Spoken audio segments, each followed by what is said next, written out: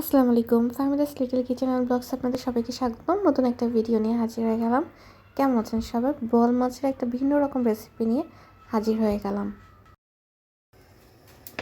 শীতকালে বিভিন্ন মাছের মধ্যে বোয়াল মাছটাও কিন্তু খেতে অনেক মজা লাগে। তো আজকে ছোট্ট একটা রেসিপি শেয়ার করব বোয়াল মাছের, কীভাবে আমি বোয়াল মাছটা রান্না করি। তো প্রথমে তেল দিয়ে দিয়েছি, সরিষার তেল। তেলটা যখন অনেক গরম হয়ে যাবে তখন মাছগুলো দিয়ে দেবো। বিসমিল্লাহ।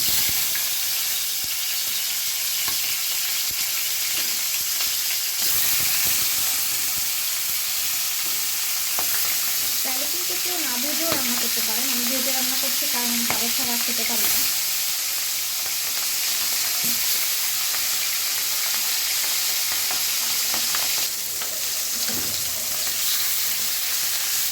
মাছগুলো ভাজা হয়ে তুলে ফেলতে হবে, খুব বেশি ভাজবে না, হালকা করে।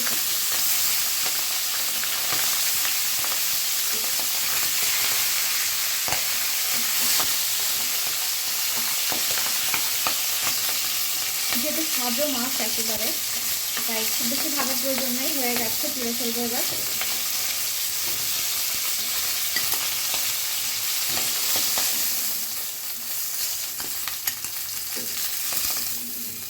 আমার দেখা যাচ্ছে একদিন দুই দিন পর পর মাছ না খেতে পারলে ভালো লাগে না। আমার রেগুলারই মাছ থাকা লাগে লাঞ্চে।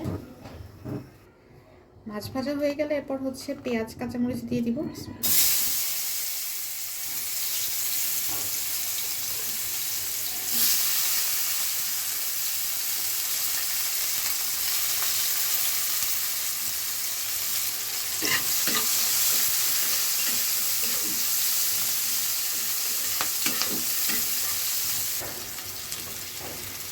পেঁয়াজ একটু ভাজা ভাজা হয়ে গেলে, একটু ব্রাউনিশ হয়ে গেলে এখানে আদা রসুন বাটা দিব, অল্প করে দিব, বেশি দিব না, যেহেতু মাছের পরিমাণটাও কম। আর কিছু মাছে আমি স্পাইসটা কম দিতেই বেশি পছন্দ করি। একটু কষিয়ে নিব, একটু পানি দিয়ে দিব যাতে মশলাটা লেগে না যায়। এরপর এক একটু গুঁড়া মশলাগুলো অ্যাড করবো। লবণ দিয়ে দিব, হলুদ দিয়ে দিব, শুকনো মরিচের গুঁড়া দিয়ে দিব, ধনিয়া গুঁড়া দিয়ে দিব, জিরা গুঁড়া দিয়ে দিব, পানি দিয়ে দিব। পানি দিয়ে কষিয়ে তারপর টমেটোগুলো দিয়ে দিব, অনেকগুলো টমেটো দিব, দুইটা প্রায়। এখন তো টমেটো সিজন, বেশি বেশি করে টমেটো খাবেন, ভিটামিন সি খাওয়া হবে, কারণ এরপর তো সব ফরমালিন দেওয়া টমেটো পাওয়া যাবে। খুব ভালো মতন কষিয়ে নিব। আর একটা জিনিস আমি অ্যাড করবো, সেটা টুইস্ট। বলি কি অ্যাড করছি। প্রথমে একটু মশলাটা কষিয়ে নিই, এটা টুইস্ট। সেটা কি, সিদ্ধ করে নিয়ে আলু, যে কোনো বড় মাছের ভিতরে এরকম আলু সিদ্ধ করে রান্না করে দেখতে পারেন, খুবই ভালো লাগে।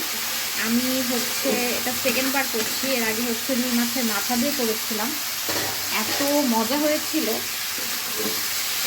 মানে বলার বাহিরে।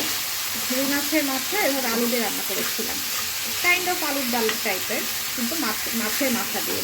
তো আজকে একটু বোয়াল মাছ দিয়ে এভাবে করে দেখবো যে খেতে কেমন লাগে। তো খুব ভালো মতো এটা কষিয়ে নিব আগে। এটা কষানো হয়ে গেছে, এরপর পানি দিয়ে দিব যাতে এটা জাল হয়। জাল হওয়ার পরে গিয়ে ভেজে রাখা মাছগুলো দিয়ে দিব। এভাবে রান্না করে খেয়ে দেখতে পারেন। আসলে মানে গতানুগতিক রান্না থেকে একটু আলাদাভাবে রান্না করলে না খারাপ লাগে না খেতে। আমরা মনে করি আল্লাহ খেতে কেমন লাগবে, কিন্তু ট্রাস্ট মজাই লাগে। তো এটা একটু জাল হোক আগে। আলুগুলো কষানো হয়ে গেছে, এখন মাছ দিয়ে আরেকটু কষিয়ে নিব।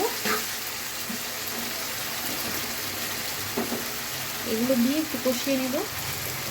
আপনারা হয়তো মনে করতে পারেন আপু কি রান্না করে, আল্লাহ কেমন লাগবে আল্লাহই জানেন, কিন্তু মজাই লাগে, খারাপ না। তো এটা একটু কষিয়ে নিই। প্রথমে কষানো হয়ে গেছে, এখন একটু পানি দিয়ে দিব। আলু তো ঝোলের পরিমাণটা তেলে কমে আসবে, তাই জন্য একটু বাড়িয়ে দিলাম। সমস্যা নেই, এটা জাল হয়ে আর একটু টেনে যাবে। ব্যাস সব কিছু দেওয়া শেষ। এখন নেড়েচেড়ে আর মিনিট 5 জাল করবো। ফ্লেভারের জন্য একটু ধনিয়া পাতা দিয়ে দিব। হয়ে গেছে রান্না।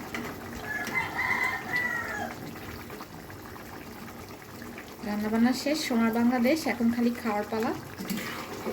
তো দেখা হচ্ছে একেবারে খাওয়ার টেবিলে। কি হয়ে গেছে? আমি হেডটা খাইলাম। হ্যাঁ, আরে ভাই চাল বুঝতেছ না তুমি? এটা কি মাছ? এতটাও পিস একটা মাছ। ঠিক আছে।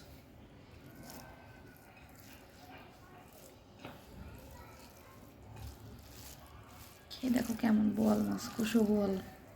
ভালো।